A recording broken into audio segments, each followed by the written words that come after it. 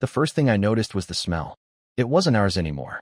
The faint trace of her vanilla candles and my aftershave was gone, replaced by something sharp and sterile, like a hotel room waiting for strangers. I dropped my bag and just stood there, staring at the hallway, unable to process what I was seeing. The floor looked too clean, too bare. The coat rack was empty, and the dent in the wall where I'd once bumped into it with a moving box had been plastered over. Even the rug we fought about buying had vanished. It was as if the house had decided I'd never live there. I walked through each room in disbelief. The framed photos of us hiking last summer? Gone. My record player, the one I dragged from apartment to apartment since college? Gone. Even the cheap mug with a chipped handle, the one I always used for late-night tea, wasn't there. The kitchen counters gleamed like they'd been scrubbed clean of every memory. I checked the bedroom. Half the closet was empty. My drawer of t-shirts had been ransacked. My shoes, my favorite watch, my shaving kit, gone. Only her things remained, neatly arranged, like she was the only one who had ever lived here. I called her. No answer. I texted her. No response. I checked the tracking app we'd shared for years, but my location request went unanswered. I felt that sinking, electric shock in my chest, the kind you get when you know something is terribly wrong, but your mind refuses to believe it. And then I remembered. She was out with her boss. Dinner. A business thing. I'd heard that excuse 100 times over the past few months, and I swallowed it every time because I didn't want to be the paranoid husband. But now I was standing in a hollowed-out house that no longer felt like home. I sat down on the bare couch, or rather, the couch that felt like hers now, and tried to steady my breathing. Hours passed. Every creak of the floorboards felt like a warning. By the time the front door opened, I'd convinced myself this had to be some huge misunderstanding. She stepped in, wearing that green silk dress that clings to her like water. Her lipstick was perfect. She looked at me the way someone looks at a stranger who wandered into their living room. "Why are you here?" she asked, her tone soft, almost rehearsed. There was a long silence before I managed to say, "What happened?" She tilted her head slightly, like the question confused her. And then she said the last thing I expected. "You'll find out in the morning." Then she walked past me, calm as ever, and shut the bedroom door. The morning light made everything worse. I woke up on the couch, my neck stiff, my thoughts tangled like barbed wire. For a few seconds, I forgot where I was. Then I saw the bare walls, the empty shelves, and it all came rushing back. June's side of the world was still intact. Mine was deleted. I half expected her to walk out with coffee and explain everything, like maybe this was some bizarre misunderstanding, a mistake. Instead, the silence from the bedroom felt heavy, deliberate. I knocked softly on the door. No answer. I tried again, louder this time, my voice shaking. "June, we need to talk." The door opened just enough for her to look at me, her expression as calm as if we were strangers discussing the weather. "Everett, you should leave," she said, her voice firm but quiet. I felt my stomach twist. "What are you talking about? Why is my stuff gone? Why did you block me?" She tilted her head, almost like she was studying me, and then she said something that made my legs weak. "Because you don't live here anymore. You knew this was coming." I froze. Knew what was coming? "June, what are you talking about? We didn't fight. We were fine, weren't we?" I sounded pathetic, my voice cracking like a scared kid. She didn't answer right away. She just looked at me with this strange sadness, as if she felt sorry for me, but not enough to stop whatever game she was playing. Then she said, "Go check your email, Everett. It'll explain everything." And with that, she closed the door. I felt like my chest had been hollowed out. My own wife was giving me the kind of cold dismissal you'd give a salesman at your door. I ran to the kitchen table where my laptop sat, my hands trembling so badly I almost dropped it. My inbox was flooded. Dozens of emails, all from June, sent over the last 24 hours. I opened the first one. It wasn't a message. It was a list of every single thing of mine she had removed from the house, each item meticulously logged with photos. My books, my old leather jacket, the watch my dad gave me before he passed away, all neatly packed up and stored at a location I didn't recognize. The second email had a subject line that made my blood run cold. "The truth you ignored." When I clicked it, I saw something that made my hands go numb. It was a photo of her and Vincent, her boss. But it wasn't a normal photo.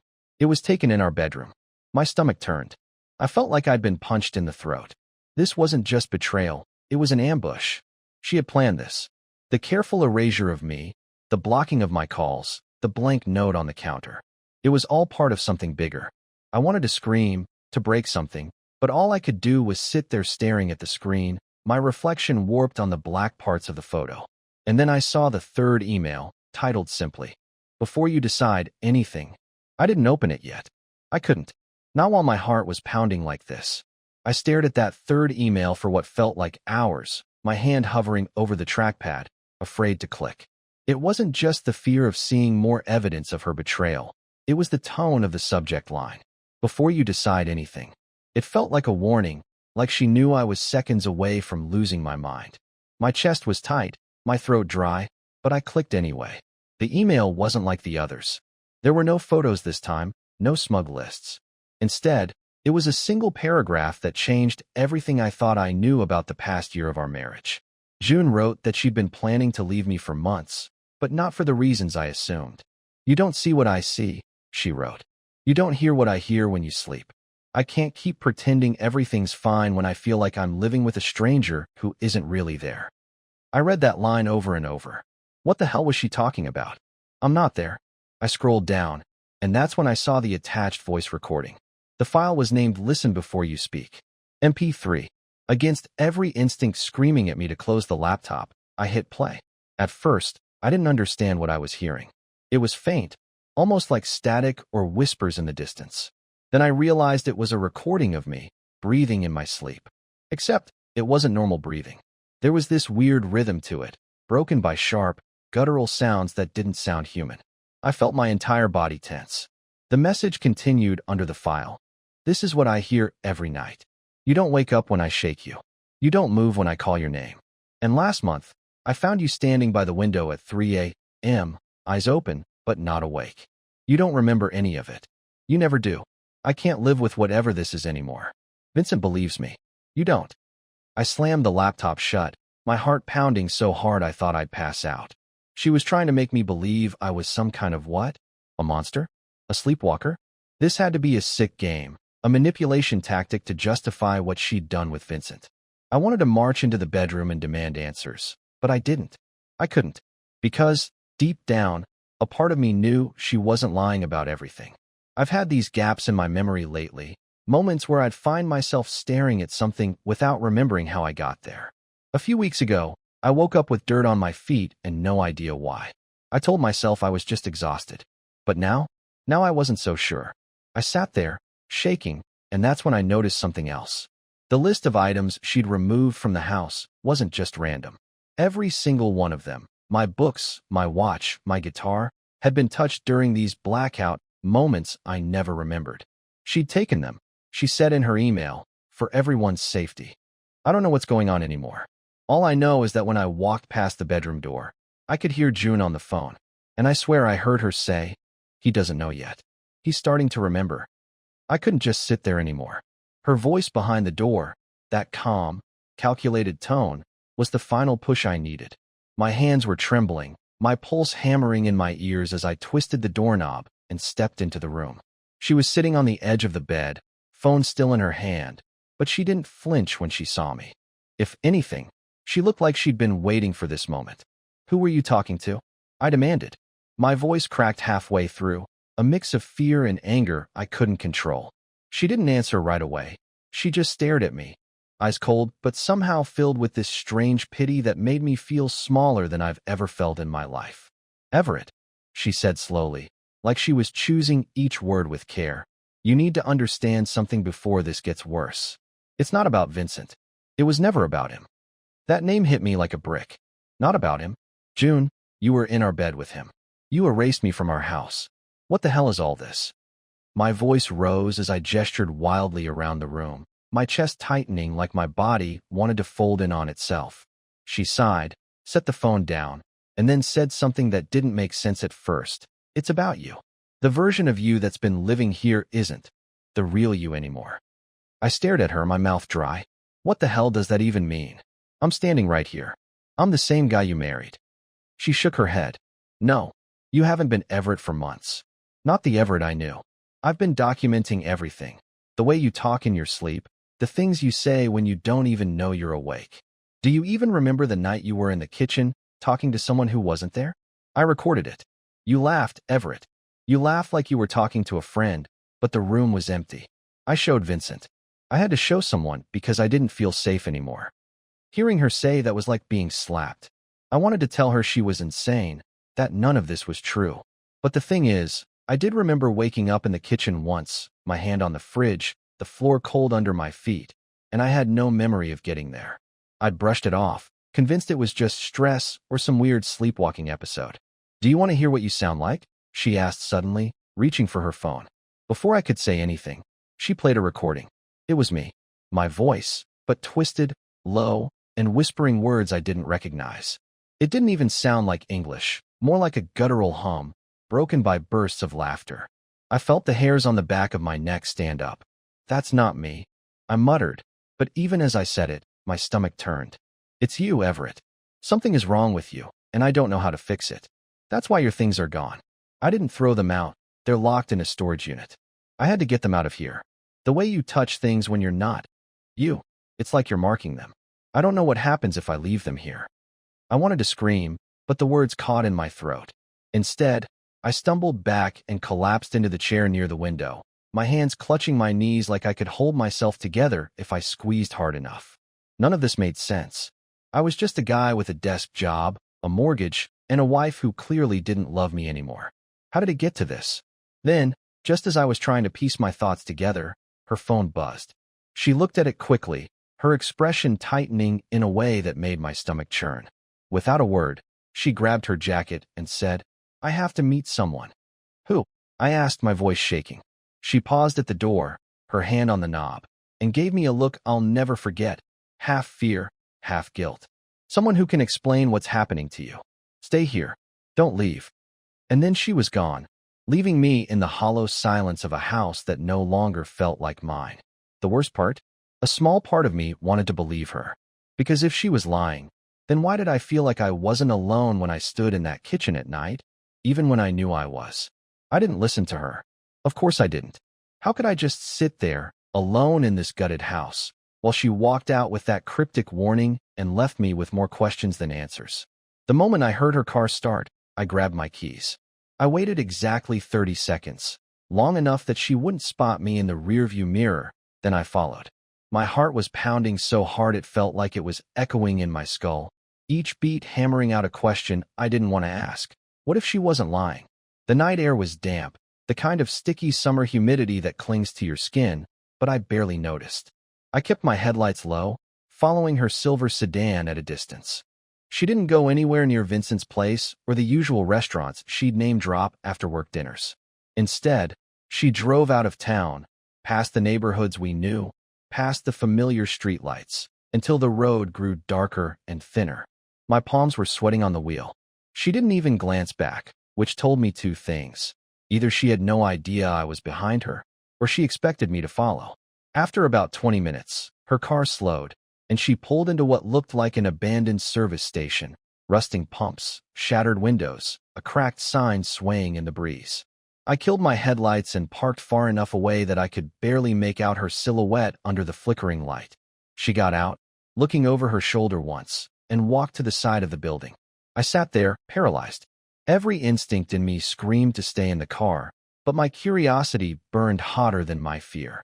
I slipped out and moved closer, crouching behind a stack of rotting pallets. That's when I saw him. Vincent. He wasn't in a suit this time. He was dressed in dark clothes, his face pale under the sickly glow of the overhead light. They didn't hug. They didn't kiss. They didn't look like lovers. They looked like two people sharing a secret too heavy for words. I strained to hear them, every muscle in my body tense. He's starting to notice. June's voice carried, sharp and urgent. Vincent shook his head. We told you this would happen. The longer he stays there, the more it spreads. I froze. What did that mean? Stays where? Spreads? Were they talking about me like I was some kind of disease? June rubbed her temples like she was trying to hold herself together. I can't do this anymore. He's not Everett. Not the real Everett. Sometimes I swear I'm looking at him, and something else is looking back. I wanted to leap out of my hiding spot and scream at them, demand they explain what insane game they were playing, but my legs wouldn't move. My brain was stuck, replaying her words on a loop. Not Everett. Vincent glanced around, lowering his voice. I barely caught what he said. We need to finish it before he remembers. Finish what? What was there to remember? June nodded, and something in my chest snapped.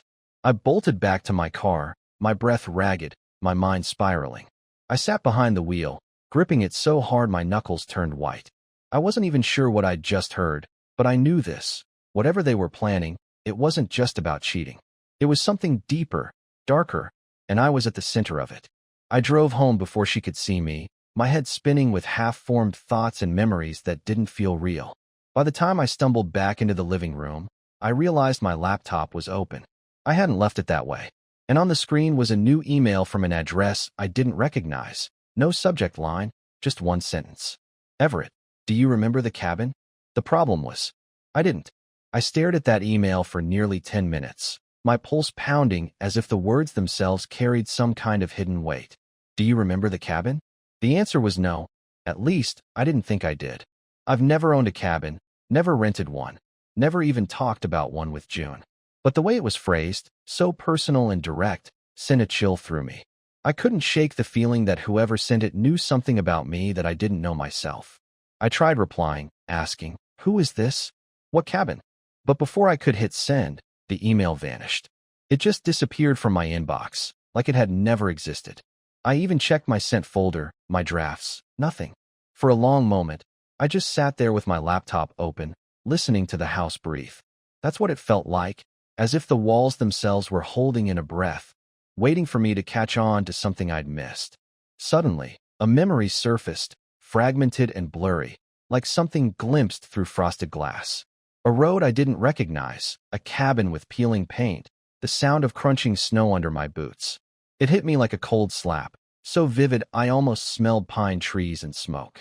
But it wasn't a full memory, more like an echo. And the worst part? In that flash of an image, I wasn't alone. Someone was standing behind me. Someone I couldn't see, but I could feel their presence. The need to know burned through me. I pulled out my phone and searched for any cabins in the area connected to June's name, my name, anything. Nothing. It was like that word, cabin, wasn't just a place, but a trigger, a key to something locked deep in my mind. I started digging through old emails, bank statements, anything that might hint at a trip I'd forgotten. That's when I found it. A single charge from 6 months ago to a place called North Hollow Retreat. I'd never seen it before. I called the number on the receipt. After a few rings, a man's voice answered, but he didn't sound like a receptionist. His tone was low, suspicious. Everett, he said. I froze. Yeah, who is this? There was a pause. You shouldn't be calling me. They said you wouldn't remember. What do you mean remember? Who are you? My voice was shaking, but I needed answers. He sighed heavily, like someone preparing to say something they shouldn't. The cabin wasn't for a vacation. It was for you. For what happened that night. Look, if she's still with you, don't let her take you back there. If you go back, you won't come out the same. Before I could ask anything else, he hung up. I sat there, numb, clutching the phone like it might give me answers if I held it tight enough. What night was he talking about? Why couldn't I remember? And why did June look at me like I wasn't myself anymore? I was still spiraling when I heard the sound of the front door unlocking. June was back. I closed my laptop and stuffed my phone in my pocket, pretending I'd just been sitting there like some broken shell of a man. She walked in, her face unreadable, but there was something in her eyes, a flicker of fear? No, not fear. Anticipation. Like she knew I was one step closer to finding out whatever secret she and Vincent were hiding. She set her bag down and said, Everett, we need to talk. And for the first time, I wasn't sure I wanted to hear what she had to say. June didn't sit down.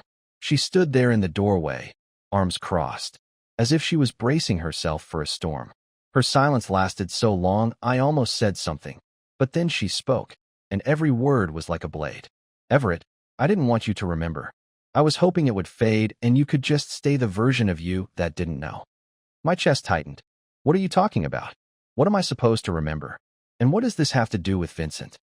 Her face twisted, not with guilt, but with something darker, fear mixed with exhaustion. Vincent was there that night. At the cabin. You don't remember what you did, do you?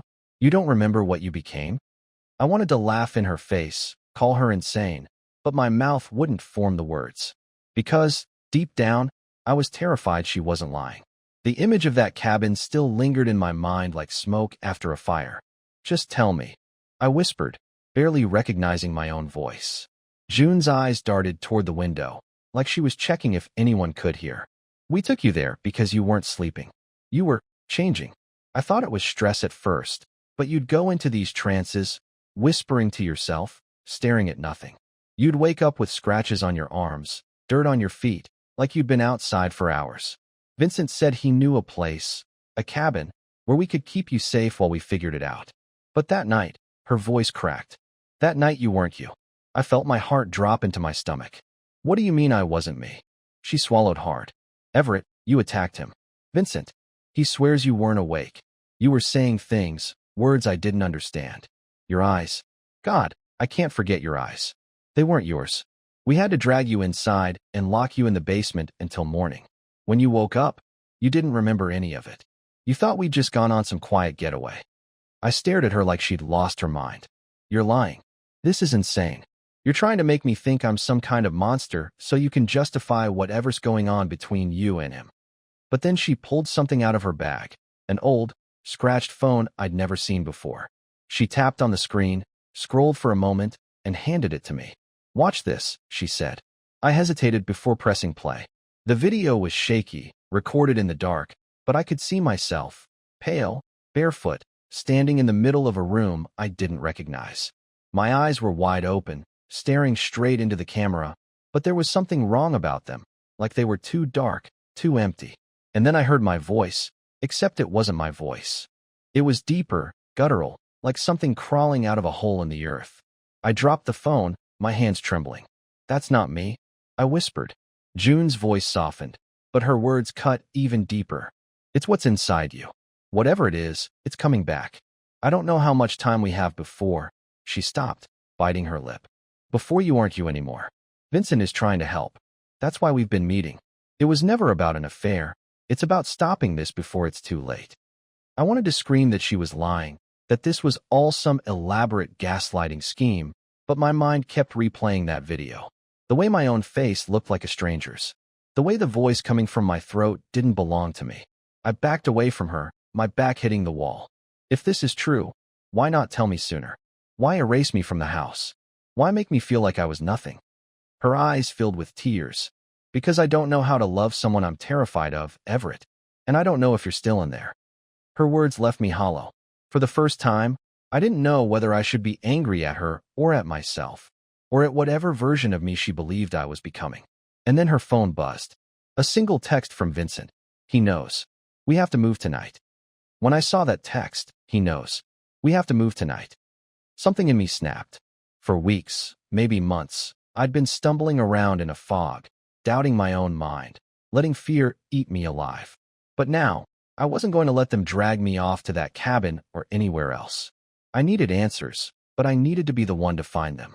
For once, I couldn't let June or Vincent control the story. Move where?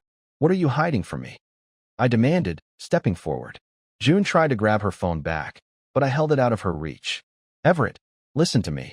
This is bigger than you realize. If you just trust me, we can fix this. No, I said, my voice steadier than I expected. I'm done being the guy who doesn't know what's happening in his own life. You and Vincent might think you're helping me, but all you've done is make me feel like I'm losing my mind. I'm done running. She stared at me for a long moment, and something shifted in her eyes. Not anger, relief. Then you need to see the cabin for yourself, she said softly. I didn't trust her, but something inside me said that facing it, whatever it was the only way to take control again. We drove there together, neither of us speaking, the tension so thick it felt like a third passenger in the car. The road was exactly like the fragment of memory I'd seen before. Dark pines, winding turns, and that eerie quiet that only deep woods can have. When we pulled up, I felt my heart lurch. The cabin stood there, peeling paint and broken shutters, but there was something about it that felt familiar. Inside, the air was heavy with dust and old wood. June led me to a trapdoor in the floor.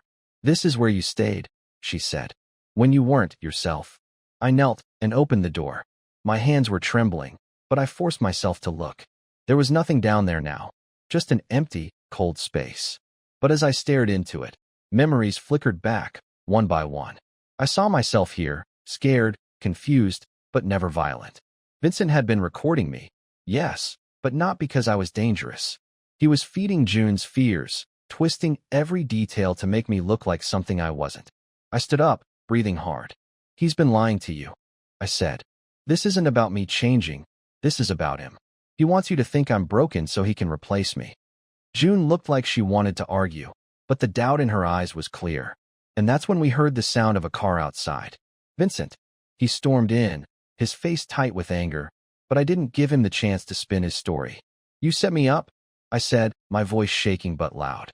"You manipulated her. You made up this garbage about me because you wanted her to leave me for you." Vincent froze, his expression flickering just enough for June to see the truth. Her face hardened as she stepped toward him. "Is that true?" she asked. He didn't answer, and that silence was enough. We left him there, standing in that cabin with his lies. On the drive home, June didn't speak for a long time. Then she reached over, took my hand, and whispered, "I'm sorry. I should have trusted you instead of him." It's been a week since that night, and the house feels different now. We brought my things back, one box at a time, and with every photo I rehung, with every book I set back on the shelf, it felt like I was rebuilding more than just a home. I was rebuilding us. June and I have a long road ahead, but for the first time in months, I feel like I'm me again.